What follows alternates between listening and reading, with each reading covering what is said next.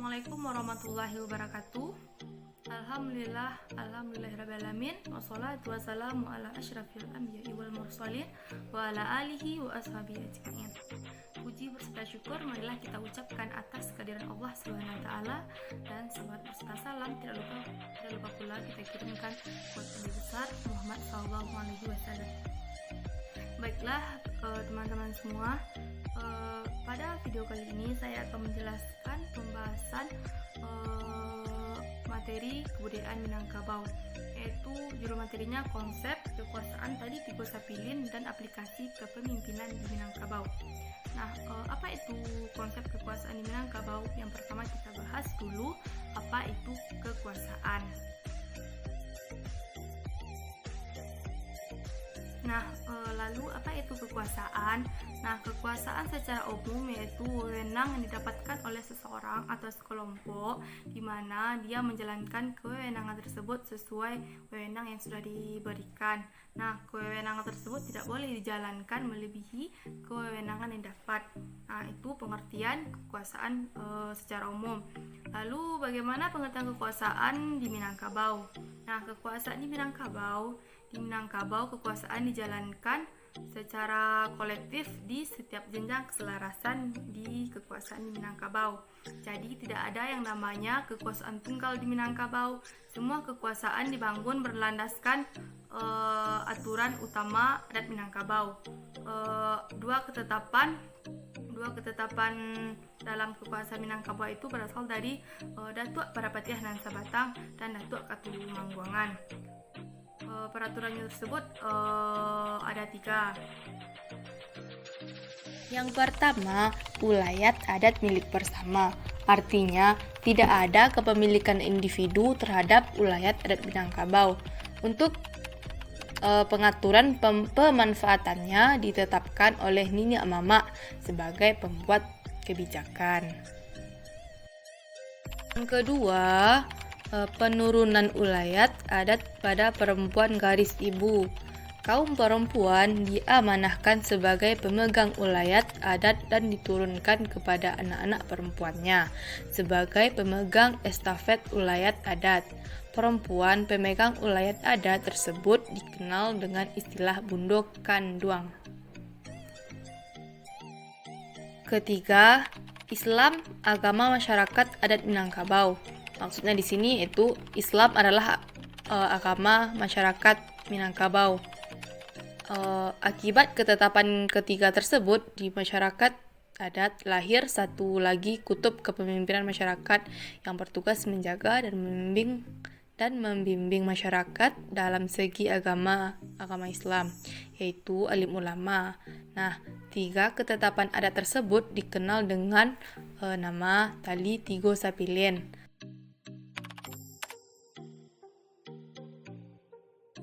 Selanjutnya, konsep kekuasaan Tali Tigo Sapilin. Tali Tigo Sapilin adalah ungkapan yang menyatakan kesatuan kekuasaan dan kesatuan unsur pelaksanaan kewenangan dalam urusan masyarakat Minangkabau. Tali Tigo Sapilin diibaratkan sebagai sebuah tali berpilin 3. Jadi tali itu berpilin 3 menandakan satu kesatuan dalam Minangkabau yang mengikat masyarakat adat Minangkabau. Oleh sebab itu masyarakat adat Minangkabau dalam melaksanakan adatnya berpegang kepada tali yang 3 itu. Yang pertama tali adat, yang kedua tali syarak, dan ketiga tali undang. Yang terakhir ini tali undang, bukan tali undang-undang. Jika undang-undang maka itu artinya beda lagi. Jadi tali undang bukan tali undang-undang, apalagi undang-undang dasar. Kenapa agama diletakkan di tengah bukan di awal? Nah, itu tuh supaya lebih lancar saja membacanya mungkin.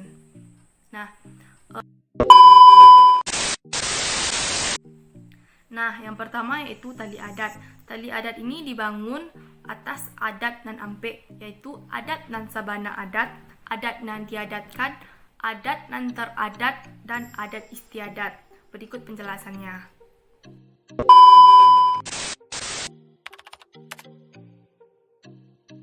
Yang pertama, adat dan sabana adat. Yang dimaksud dengan adat dan sabana adat ialah suatu peraturan yang seharusnya menurut syarak atau agama, menurut alur dan patut, menurut peri kemanusiaan, adil dan beradab. Sebelum agama Islam masuk ke Minangkabau ini, adat dan sabana adat adalah suatu aturan dalam masyarakat Minangkabau yang dicontoh dan dipelajari oleh nenek moyang kita. Datuk Parapatiah nan Sabatang dan Datuk Katumangguangan dari kenyataan alam yang disebutkan dalam pepatah Panakiak pisau sarawi ambiak galah batang lintah buah, si lodang ambiak kaniru dan satitiak jadikan lawi dan sakapak jadikan gunuang. Kedua yaitu adat nan diadatkan. Yang dimaksud dengan adat nan diadatkan adalah peraturan yang dibuat oleh Datuk Parapatiah nan Sabatang dan Datuk Katumangguangan yang dicontohkan dari adat dan sabana adat dan dilukiskan peraturan ini dalam pepatah. Contoh pepatahnya yaitu semisal kehidupan dalam masyarakat. Barik samu dipikua dengan samu dicinjiang nan elok bahimbawan saki di silau mati di Jawa. Nah, yang ketiga adat nan teradat. Yang dimaksud dengan adat dan teradat adalah peraturan yang dibikin oleh penghulu-penghulu dalam satu nagari atau dalam beberapa nagari. Peraturan ini dibuat untuk mencapai tujuan yang baik dalam kehidupan bermasyarakat dalam nagari tersebut. Nah, adat dan teradat ini tidak sama bagi setiap daerah di Minangkabau. Tapi masing-masing nagari mempunyai adat dan teradat sendiri yang menyangkut dengan undang-undang pokok adat seluruh nagari di Minangkabau adalah sama. Misalnya pepatah mengatakan adat sepanjang jalan bacupak sepanjang batua, lain lubuk lain ikannya, pagang lain bilalang lain, nagari lain adatnya. Yang dimaksud dengan pepatah di atas ialah peraturan nagari yang dibuat oleh penghulu-penghulu nagari gunanya untuk melaksanakan peraturan pokok adat di Minangkabau. Yang keempat yaitu adat istiadat. Yang dimaksud dengan adat istiadat adalah adat kebiasaan dalam satu nagari atau suatu golongan masyarakat yang berupa kesukaan dari masyarakat atau golongan tersebut seperti bunyi-bunyian, permainan, dan olahraga. Misalnya pepatah mengatakan dan baraso bamakan dan barupu balie dan babunyi badanga. Nah, dari keterangan di atas dapat diambil kesimpulan bahwa adat itu dapat digolongkan kepada dua pada dasarnya, yaitu babuha mati dan babuha sentak. Yang dimaksud dengan adat babuha mati adalah adat dan sabana adat dan adat dan diadatkan, sedangkan adat dan babuha sentak adalah adat dan teradat dan adat istiadat. Adat babuha sentak dapat berubah bentuknya dengan tidak berubah dasarnya. Selanjutnya, fungsi tali adat. Tali adat berfungsi sebagai yang pertama, sumber ketentuan adat Minangkabau. Yang kedua, pandangan hidup yang dapat mempersatukan masyarakat Minangkabau dalam satu kesatuan hukum adat. Yang ketiga, cermin kehidupan yang menuntut masyarakat Minangkabau dalam mencapai tujuannya, yaitu mewujudkan masyarakat yang adil dan makmur secara merata, material dan spiritual. Yang keempat, identitas suku bangsa Minangkabau yang berpegang kepada keyakinan dan agama secara vertikal dan aturan-aturan kemaslahatan manusia secara horizontal. Pertama, tali adat, dan yang kedua, tali syarak atau tali agama. Nah, tali syarak dibangun di atas Al-Quran dan hadis Nabi Muhammad SAW serta sumber-sumber hukum Islam lainnya yang diterima oleh jumhur ulama dan mayoritas umat Islam. Secara sederhana, orang Minangkabau menyebut semua sumber hukum Islam tersebut dengan Kitabullah. Oleh sebab itu, segala adat Minangkabau yang tersebut dan terkarang di tali adat merujuk kepada Kitabullah atau Al-Quran dan hadis Nabi SAW. Nah, Yang ketiga yaitu tali undang. Undang ini artinya sama kayak peraturan. Nah, tali undang merupakan seperangkat aturan yang dijadikan pegangan bagi masyarakat Minangkabau. Masyarakat Minangkabau menyebut aturan dengan undang, bukan dengan menggunakan kata ulang. Seperti undang-undang, bukan undang-undang tapi hanya undang. Undang ini sama dengan peraturan. Nah, undang terambil dari kata kundang, artinya diusung atau dibawa kemana-mana. Oleh sebab itu, masyarakat Minangkabau meyakini seluruh hidupnya berada dalam aturan. Tali undang disusun di atas 3 sumber hukum, yaitu Anggo-Tanggo, Alua Jo Patui, dan Raso Jo Pareso. Nah, Anggo-Tanggo fungsinya anggaran dasar atau anggaran rumah tangga, sedangkan Alua Jo Patui berfungsi sebagai undang-undang. Sementara Raso Pareso atau rasa periksa berfungsi sebagai hukum dalam tatanan kehidupan masing-masing masyarakat di Minangkabau. Pembahasan selanjutnya yaitu implementasi kepemimpinan.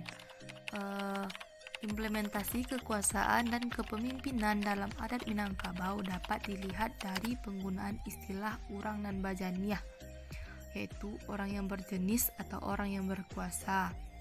Urang nan bajiniah terdiri dari urang nan ampe jiniah, yaitu orang yang 4 jenis, dan jiniah nan ampe, yaitu jenis yang 4. Urang nan ampe jiniah adalah istilah untuk menyebutkan 4 unsur pemangku adat di Minangkabau. Sementara orang jiniah nan ampe adalah orang atau unsur yang membantu malin pemangku jabatan pelaksanaan agama atau syara. Unsur urang nan ampe jiniah tersebut adalah penghulu atau pangulu, manti atau menteri, malin atau malin, dan dubalang atau hulu balang. Sementara jiniah nan ampe tersebut adalah imam, khati atau khatib, bila atau bilal, dan khodi.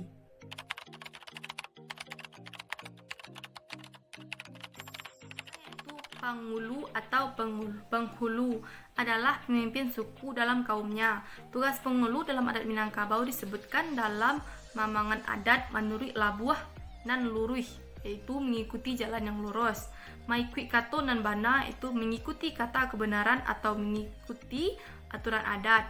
Memelihara anak kemenakan yaitu memelihara anak dan keponakan, dan menjaga harta pusako yaitu menjaga harta pustaka yang telah diwarisi. Yang kedua yaitu manti atau menteri, adalah jabatan pembantu penghulu di dalam tata laksana pemerintahan adat di dalam nagari. Tugasnya antara lain yang pertama yaitu tugas administratif memeriksa perkara atau sengketa dan menyampaikan keputusan kepada penghulu dan sebagainya. Kedua, mengkomunikasikan penyelesaian perkara atau sengketa di antara anggota kaum atau anggota masyarakat. Nah, yang ketiga, membuat rajin warga suku atau memeriksa rajin pemilikan tanah ulayat berdasarkan verifikasi terhadap mamak kepala waris sebelum disahkan kerapatan adat. Yaitu dubalang atau hulu balang, adalah pembantu penghulu dalam bidang keamanan. Tugas dubalang adalah yang pertama, secara teknis bertugas menciptakan keamanan, ketertiban dan kedamaian di dalam kampung. Yang kedua, membuat pertimbangan alternatif untuk mengangkat atau memberhentikan perangkat keamanan dan ketertiban di kampung. Kelima itu malin atau kadang-kadang disebut malim, adalah orang alim di Minangkabau dalam agama Islam.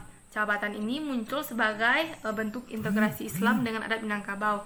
Adapun tugas malin adalah yang pertama bertanggung jawab kepada penghulu dalam pelaksanaan kebijakan bidang keagamaan. Yang kedua, bertugas merencanakan kegiatan pendidikan untuk anak kemenakan agar menekuni dan memahami ilmu agama dan ilmu umum. Dalam istilah Minangkabau, tugasnya membuat anak kemenakan pandai sembahyang dengan mengaji, pandai sekolah itu dan babudi luhur, itu pandai sembahyang dan mengaji, berpendidikan tinggi dan berbudi luhur. Ketiga, menegakkan dan mengawasi pelaksanaan adat agar sesuai dengan hukum syara. Oh my god! Wow!